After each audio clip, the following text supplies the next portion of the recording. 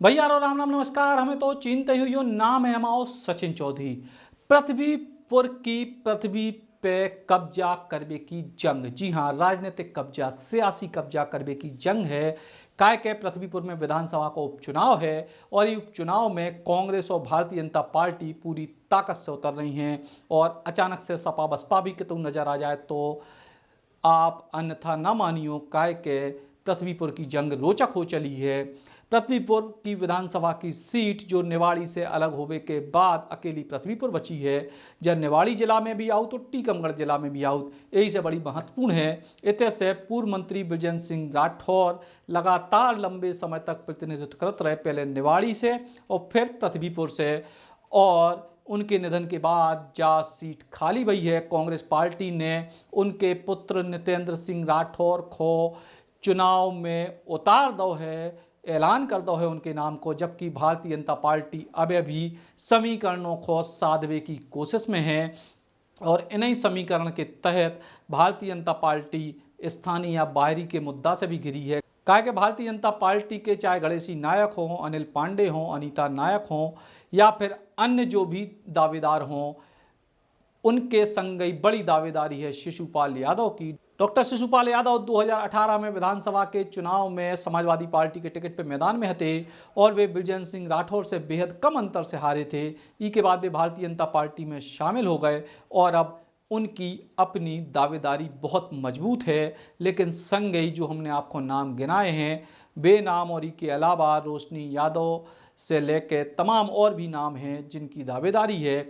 लेकिन फिलहाल भाजपा स्थानीय और बाहरी के बीच में उलझी है, एक विजयी उम्मीदवार की तलाश में है और जब तलाश कितने लंबी खिंचे जो कह नहीं सकत, लेकिन कही जा रही कि जल्द ही प्रत्याशी के नाम की घोषणा हो जाए।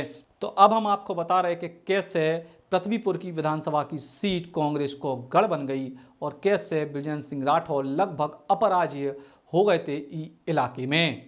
दरअसल पृथ्वीपुर और निवाड़ी विधानसभा सीट 2008 से पहले एक ही थी और इतने से 1993 में और 1998 में बृजेंद्र सिंह राठौर निर्दलीय चुनाव जीते। इसके बाद 2003 में बृजेंद्र सिंह राठौर इतने कांग्रेस पार्टी के टिकट से चुनाव जीते। 2008 में दो ही सीटें अलग अलग भईं और इसके बाद बृजेंद्र सिंह राठौर चुनाव में जीत गए कांग्रेस पार्टी के टिकट पे। लेकिन 2013 में वे अनीता नायक से चुनाव हार गए और फिर 2018 में एक बार फिर से चुनाव जीते। लेकिन ये चुनाव की खास बात यह थी कि इस चुनाव में उनके निकटतम प्रतिद्वंदी रहे शिशुपाल यादव, जो समाजवादी पार्टी के टिकट से मैदान में थे, और भारतीय जनता पार्टी ते चौथे नंबर पर रही अभय यादव इतने से भारतीय जनता पार्टी के प्रत्याशी बनाए गए थे। पूरी 230 विधानसभा में इकलौती ऐसी सीट थी 2018 में पृथ्वीपुर, जिते भारतीय जनता पार्टी की जमानत जब्त भई थी। 2018 में विधानसभा चुनाव जीतने के बाद बृजेंद्र सिंह राठौर कमलनाथ सरकार में कैबिनेट मंत्री बने।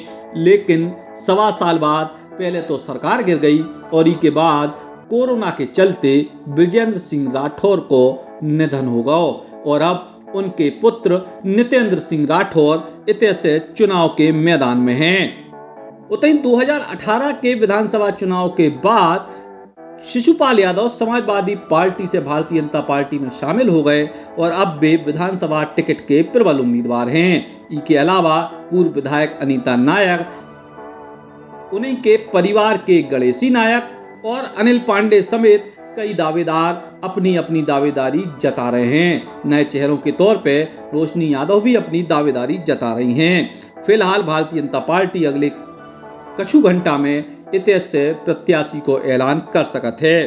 पृथ्वीपुर विधानसभा सीट पे लगभग 2,06,000 मतदाता हैं, जिनमें 1,29,000 से ज्यादा पुरुष और 76,000 से ज्यादा महिलाएं हैं। इस विधानसभा क्षेत्र में 151 गांव, 56 ग्राम पंचायत और 2 नगर पंचायतें हैं। लगभग 242 पोलिंग बूथ हैं। 2018 से इतने 3 बेर चुनाव है, जिसमें 2 बेर कांग्रेस ने और 2013 में भारतीय जनता पार्टी ने जीत दर्ज करी।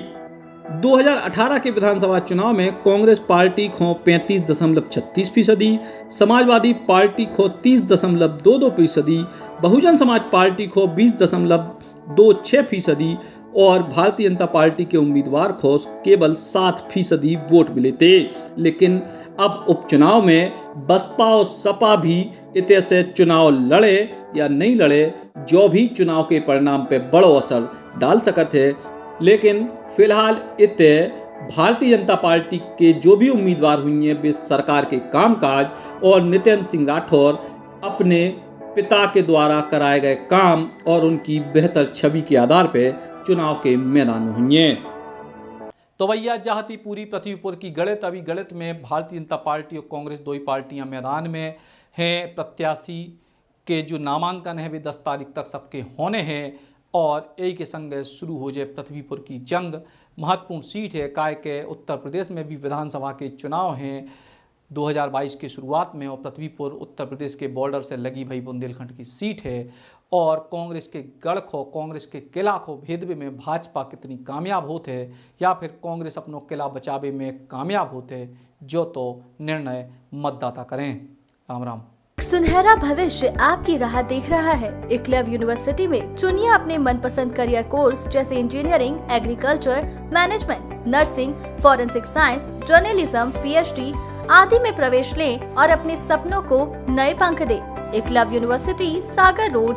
बुंदेली बौछार की शानदार खबरें और देसी मनोरंजन देखने के लाने सब्सक्राइब करें हमारे YouTube चैनल को और बेल आइकन दबावो ना भूलें। संगई फॉलो करें बुंदेली बौछार के Facebook पेज को।